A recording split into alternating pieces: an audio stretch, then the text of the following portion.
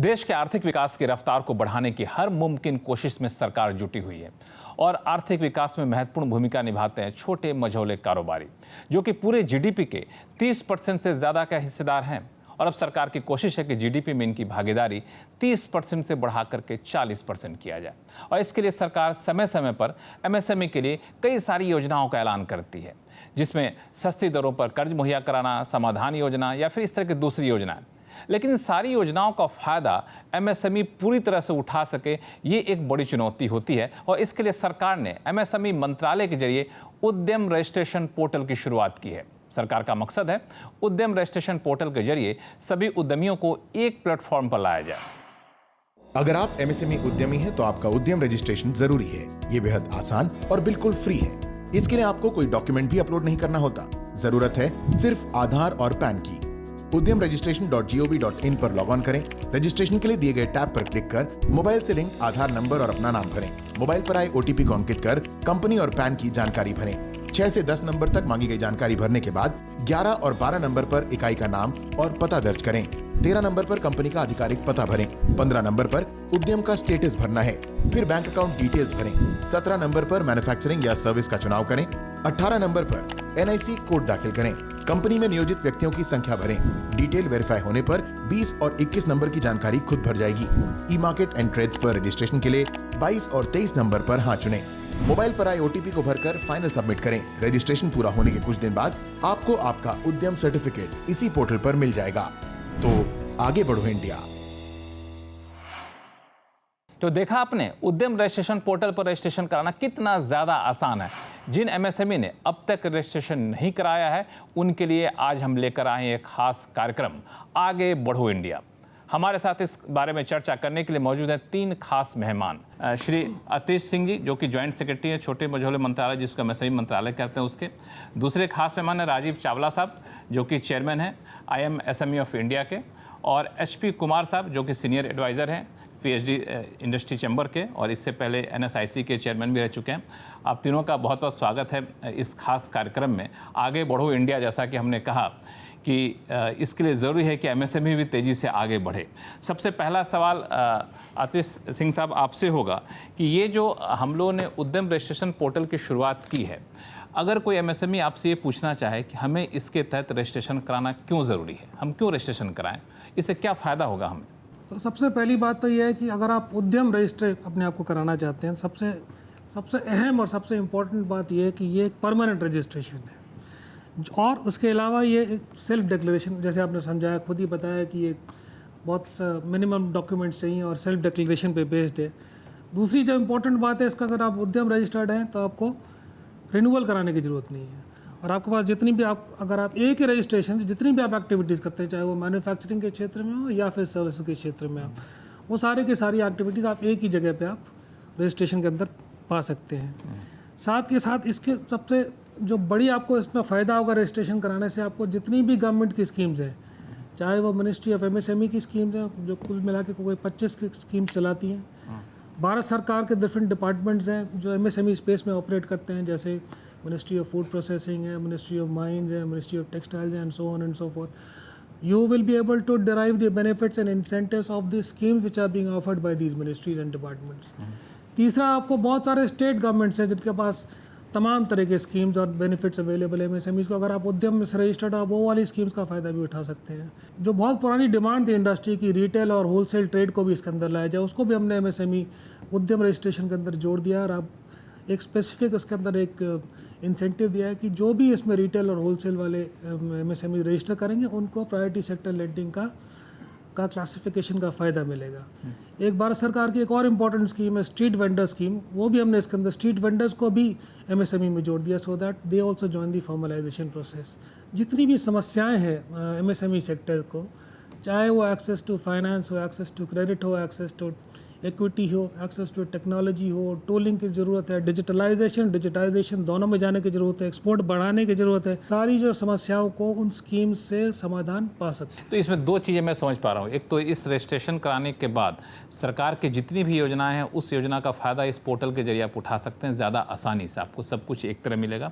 और दूसरी, अगर कोई दिक्कत भी हो तो उसके समाधान की व्यवस्था यहाँ पर की गई। इसको डिटेल में चर्चा करेंगे आपसे।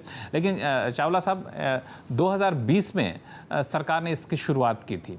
अब तक मैं समझ पा रहा हूँ कि इसके तहत जो रजिस्ट्रेशन हो पाया है उसको लेकर के आपको क्या लगता है, कितने कारगर हो पाए रजिस्ट्रेशन? यदि मैं आज की डेट देखूं एमएसएमई मिनिस्ट्री की वेबसाइट पे, तो लगभग 87 लाख रजिस्ट्रेशन आज की डेट में है।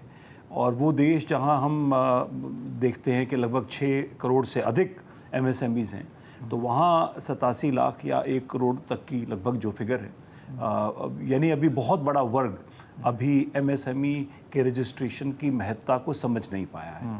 कोई भी उद्यमी अपने ज़रूरत के हिसाब से जीएसटी में रजिस्ट्रेशन कराता है, पैन लेता है, इनकम टैक्स की रिटर्न्स भरता है। यहाँ पर केवल डिक्लेयर करना है कि मैं एमएसएमई हूँ, मैं माइक्रो हूँ, स्मॉल हूँ या मीडियम हूँ, ताकि उसके आधार पर जो इंसेंटिव्स मिलते हैं माइक्रो, स्मॉल को या मीडियम को, उसका लाभ वो यूनिट, वो उद्यमी उठा सके। और एक बहुत बड़ी चीज़ कि यदि वो माइक्रो और स्मॉल है तो उसको पेमेंट की भी बहुत बड़ी प्रोटेक्शन मिलती है कि 45 दिन में उसकी पेमेंट उसको मिलना अनिवार्य है। और डिले होने पर उसको एक स्पेशल फैसिलिटेशन काउंसिल है जिसका फ़ायदा उठा के 3% एक्स्ट्रा इंटरेस्ट के हिसाब से वो अपनी पेमेंट रिकवर कर सकते हैं। तो मुझे लगता है कि सभी उद्यमियों को जागना होगा। वन टाइम रजिस्ट्रेशन प्रोसेस है, ऑटोमेटिकली टर्नओवर के हिसाब से वो अपने आप को अपग्रेड करती है, या इन्वेस्टमेंट जो भी हम इनकम टैक्स रिटर्न्स में भरते हैं उसके हिसाब से वो अपने आप को टाइम टू टाइम अपग्रेड करेगी। तो ये ज़रूरी है और बहुत सी राज्य सरकारें भी आज इसकी डिमांड करती हैं। HP कुमार साहब, आपके पास मैं आऊँगा। और आप तो बहुत पुराने MSME से जुड़े हुए हैं, अभी तो PhD CCI से, उससे पहले NSIC के चेयरमैन भी रहे हुए हैं। इस पोर्टल से जैसा कि चावला साहब ने बताया कि 87 लाख लोग अब तक जुड़ चुके हैं, लेकिन आपको लगता है कि जो लोग नहीं जुड़े हैं, वाकई विकास के जो रफ्तार चल रही है उसमें पीछे छूट जा रहे हैं? उनके लिए किस तरह का आपको चैलेंजेस आएगा नहीं जुड़ते हैं तो? एक्चुअली इसके लिए आपका कहना सही है कि वो विकास की रफ्तार में उस लेवल पे नहीं आ पाएंगे जो रजिस्टर्ड हैं, परंतु इसके लिए मैं ये कहूँगा कि थोड़ी अवेयरनेस की भी कमी है। जो इनफॉर्मल एंटरप्राइजेज़ हैं, जो कि 6 करोड़ 30 लाख के आसपास हैं गवर्नमेंट डेटा के अनुसार, और 1 करोड़ से कम अभी उद्यम रजिस्ट्रेशन पे आई हैं, तो बाकी 5 करोड़ एंटरप्राइजेज़, एक तो इस वजह से कि उनको थोड़ी घबराहट होती है कि अगर वो फॉर्मल एंटरप्राइजेज़ में कन्वर्ट होंगी तो उनको बहुत ज़्यादा फॉर्मेलिटीज़ पूरी करनी पड़ेंगी, डॉक्यूमेंटेशन और रिटर्न फाइल करने पड़ेंगे, और टैक्स वगैरह का इम्प्लीकेशन उनको थोड़ा चिंता का एक विषय बनता है उनके लिए। तो इसके लिए उनको अवेयर कराने की ज़रूरत है थ्रू वेरियस कैंपेन्स और प्रोग्राम्स, या मीडिया के थ्रू भी बहुत अच्छा तरीके से किया जा सकता है। ऐसा नहीं है कि लोग फॉर्मल सेक्टर में आना नहीं चाहते, पर उनकी जो भ्रांतियां हैं, उनके जो घबराहट, डर है कि फॉर्मल सेक्टर में आने से और रजिस्ट्रेशन कराने से, एक तो रजिस्ट्रेशन की प्रक्रिया उनको लगता है कि शायद बहुत कॉम्प्लिकेटेड है, जबकि ऐसा है नहीं, जबकि बहुत सिंपल है। सर, ये इन्होंने एक बड़ी अच्छी बात कही कि लोगों में जागरूकता फैलाना, अवेयरनेस फैलाना एक बड़ा चैलेंज है। तो सरकार इसमें किस तरह की रणनीति अपना रही है? क्या इंडस्ट्री चैम्बर के साथ मिलकर आगे बढ़ना चाहती है? क्या आपको लगता है कि वाकई अवेयरनेस अगर होता तो ये आंकड़ा और ज़्यादा बढ़ पाएगा? इसमें अवेयरनेस और पब्लिसिटी बढ़ाने के लिए हमारा जो अपने मंत्रालय का जो इनिशिएटिव है उसमें 3 तरह की चीज़ें हैं। एक तो हम लोग अपने आप ही कैंप मोड में काम कर रहे हैं, हर एक जगह रजिस्ट्रेशन कैंप्स खोल रहे हैं। अभी आप देखिए, अभी कुछ दिनों में अब इतने सारे, हर एक स्टेट में हम लोगों ने प्लान कर रखा है कैंप मोड पर रजिस्ट्रेशन कराने के लिए। साथ ही साथ रजिस्ट्रेशन कराना है और साथ ही डिफरेंट स्कीम्स जो हम लोग देते हैं उन सबको भी ऑन बोर्ड कराना है। फिर हम लोग स्टेट गवर्नमेंट्स के साथ काम कर रहे हैं ताकि स्टेट गवर्नमेंट्स का जो सिस्टम और रजिस्ट्रेशन है वो हमारे सिस्टम से जुड़ जाए और इसके अंदर नंबर्स बढ़ जाए। तीसरा, हम लोग चाहते हैं एसोसिएशंस और डिफरेंट बॉडीज़ जो अवेलेबल है, जो ग्राउंड पे काम कर रही हैं, उनके साथ मिल के काम करके और रजिस्ट्रेशन का नंबर बढ़ाने की कोशिश करते हैं। इसमें एक सवाल मेरे मन में ये आया है कि 2020 में हम लोगों ने उद्यम पोर्टल की शुरुआत की है। एमएसएमई तो उससे पहले से हैं और अलग अलग स्कीम का फ़ायदा उठाते हैं, रजिस्ट्रेशन भी करा चुके हैं। तो जो पहले से रजिस्टर्ड हैं, क्या उनको भी इसके तहत अपने आप को दोबारा रजिस्टर्ड कराना पड़ेगा? जो नोटिफिकेशन, गजट नोटिफिकेशन निकाला गया था, उसके अंदर इस साफ साफ क्लियरली मेंशन किया गया था, अगर आप उद्यम आधार मेमोरेंडम पर रजिस्टर्ड है, जो पुराना सिस्टम है, पुरानी जो प्रणाली UOM है, के तहत, हाँ। UOM है, उससे अगर आपको इसके अंदर माइग्रेट करना है तो आपको री रजिस्टर कराना पड़ेगा। उसकी जो लास्ट डेट थी 31 मार्च 2022 थी, उसको एक्सटेंड कर दिया गया है जून 30 तक। चावला साहब, इस पे एक चीज़ पूछना चाहूँगा, चूँकि आप एमएसएमई से जुड़े हुए भी हैं और कई लोगों से आप लगातार संपर्क में रहते हैं, कि पिछले 4-5 साल में किस तरह का बदलाव आया है उनके माइंडसेट में, उनके काम करने के तौर तरीके में, या फिर कहें कि उनके कारोबार विस्तार को लेकर? पिछले 5 वर्ष में तो पूरे उद्योग जगत में, पूरे बिजनेस वर्ल्ड में बहुत बड़ा चेंज आया है। और भारत में विशेष तौर से अगर मैं देखूं, 2014 के बाद की जर्नी को देखूं, तो एक सबसे पहली जो चीज़ हमने देखी वो था एक बैंक अकाउंट खोलने की बात हुई, कि एक formal bank account, Jan Dhan accounts आए हमारे माइक्रो सेक्टर में। बहुत लोगों ने अपने बैंक अकाउंट्स खोले, ज़ीरो बैंक अकाउंट्स की व्यवस्था गवर्नमेंट ने की। एक बड़ा मैसिव कैंपेन था और उसकी वजह से बहुत सारे उद्योग डिजिटलाइजेशन की तरफ गए। तो एक बहुत बड़ी, क्योंकि भारत बहुत पीछे रह गया था पिछले कुछ वर्षों में, हम माइक्रो फाइनेंस या माइक्रो टेक्नोलॉजी से नहीं जुड़े थे, तो बहुत जल्दी एक स्मार्टफोन के साथ और ऐप्स डाउनलोड करने के साथ, एक बैंकिंग व्यवस्था के साथ, सरकार की व्यवस्था के साथ हमारा माइक्रो सेक्टर, स्मॉल सेक्टर जुड़ा। तो एक डिजिटलाइजेशन जो पहला कदम था।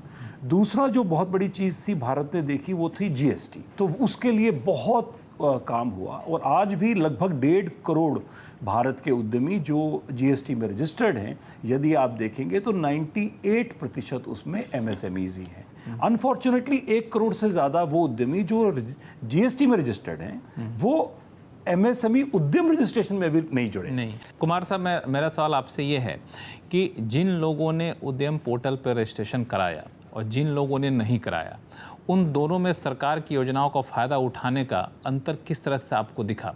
क्योंकि पिछले कुछ सालों में सरकार ने हर बार कुछ न कुछ नई स्कीम लेकर के आई MSME को ज़्यादा राहत पहुंचाने के लिए। तो जो लोग उद्यम पोर्टल थे, क्या ऐसा था कि उनको ये बेनिफिट ज़्यादा आसानी से पहुँच पाए, आसानी से फ़ायदा उठा पाए? देखिए, जो उद्यम रजिस्ट्रेशन नहीं कराते, सरकार की नज़रों में वो तो एग्जिस्ट ही नहीं करते, क्योंकि जितनी भी स्कीम्स हैं, चाहे वो उद्योग अपने MSME मंत्रालय की हों या वो किसी और मंत्रालय की हों, सबसे पहली आवश्यकता और सबसे पहली प्री रिक्विजिट तो यही है कि आप MSME कैसे प्रूव करेंगे कि आप रजिस्टर्ड हैं क्या उद्यम के अंदर, चाहे वो पुरानी प्रक्रिया में हो या नई प्रक्रिया में हो।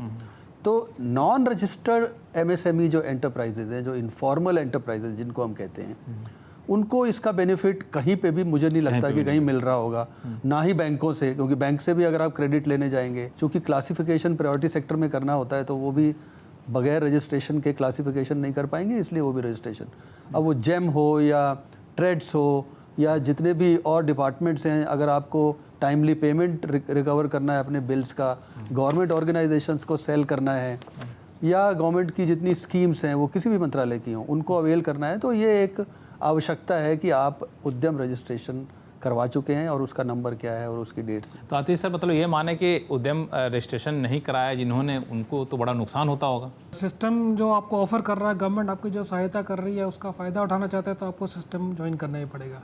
जैसे उन्होंने बताया, घबराहट की बात है, लोगों के दिमाग में ये डर है कि कंप्लायंस बर्डन बढ़ जाएगा, टैक्स फोल्ड के अंदर आ जाएंगे और मेरे को लेबर लॉज लग जाएंगे। ये सब, ये एक, मैं अगर कहूँ तो एक सेंस ऑफ इमेजिन्ड फियर है ये।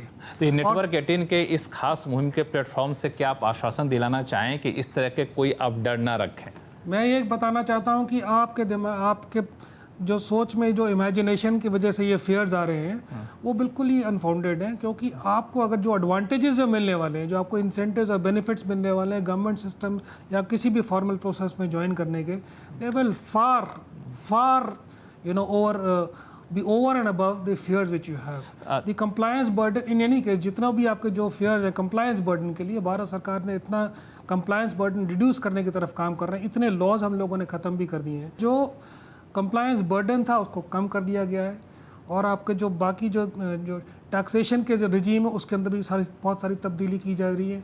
इंसेंटिवाइजेशन एफर्ट इतना ज़्यादा हो रहा है ताकि आपको हर एक सिस्टम में जहाँ भी आपको एमएसएमई की प्रॉब्लम है, चाहे क्रेडिट में प्रॉब्लम हो तो आपको इंसेंटिवाइजेशन दिया जा रहा है, चाहे आप इक्विटी में जा रहे हैं फंड और फंड्स क्रिएट कर दे। इस तरह से हर टेक्नोलॉजी में है, टूलिंग में है, स्किलिंग में है। आपका यह बयान ये खासतौर से उन एमएसएमई के लिए बहुत ही उत्साहवर्धक है जिनके मन में कहीं भी ये डर हो कि ये उद्यम रजिस्ट्रेशन पोर्टल में रजिस्ट्रेशन करा लिए तो कई तरह के कंप्लायंस को पूरा करना पड़ेगा, टैक्स के नेट में आ जाएंगे। इस तरह के बिल्कुल कोई बात नहीं। ये उद्यम रजिस्ट्रेशन पोर्टल जो है दरअसल आपको सरकारी सुविधाएं बेहतर तरीके से जल्द आप तक पहुंचाने की कोशिश है, ना कि आपको रेगुलेट करने की कोशिश है। ये एक तरह से फैसिलिटेट करने की कोशिश है। चावला साहब कुछ कहना चाह रहे हैं? मैं यही कहना चाहूँगा अब, और सभी उद्यमी और दर्शक जो इस कार्यक्रम को देख रहे हैं, कि एक भी नुकसान नहीं है एमएसएमई उद्यम रजिस्ट्रेशन में रजिस्ट्रेशन कराने का।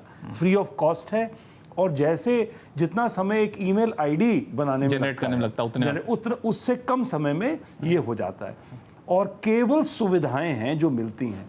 और एक बहुत इंपॉर्टेंट चीज़, रजिस्ट्रेशन ना कराने के तो नुकसान है, और कराने का सिर्फ फायदे ही फायदे। तो आप लोगों की बातचीत का असर कितना ज़्यादा पड़ रहा है इसका अंदाज़ा आप इसी बात से लगा सकते हैं कि जब हम लोग ये चर्चा कर रहे हैं, हमारे दर्शक इस शो को देख रहे हैं और नेटवर्क 18 के इस खास मुहिम आगे बढ़ो इंडिया, तो इस शो के चलते चलते जहां इस पोर्टल पे अब तक करीब 87 लाख लोग रजिस्ट्रेशन के आसपास थे, अब वो 1 करोड़ के आसपास छूने वाला है। तो खुशखबरी दे दूं कि इसका असर कितना ज़्यादा, और अवेयरनेस जो आपने कहा ये बहुत ज़रूरी यहाँ पे होता है। तो इस पोर्टल के जरिए, उद्यम रजिस्ट्रेशन पोर्टल के जरिए, सिंह साहब क्या ये मानो कि आगे चल के हम लोग किसी तरह की और व्यवस्था बढ़ाएंगे ताकि लोग इसमें ज़्यादा आकर्षक कर? जैसे मेरे मन में एक विचार आया कि क्यों ना हम एमएसएमई की रेटिंग कर दें इस पोर्टल के जरिए ही, कि जहाँ दिखे कि कौन से एमएसएमई ज़्यादा क्वालिटी प्रोडक्ट देते हैं, कौन से एमएसएमई ज़्यादा मजबूत हैं, या कुछ ऐसा करें जैसे सिविल स्कोर होता है, कुछ उस टाइप से करें ताकि इसकी पॉपुलैरिटी और बढ़े, इसकी उपयोगिता और ज़्यादा बढ़े। तो ये जो आप बात पूछ रहे हैं, ये आप जो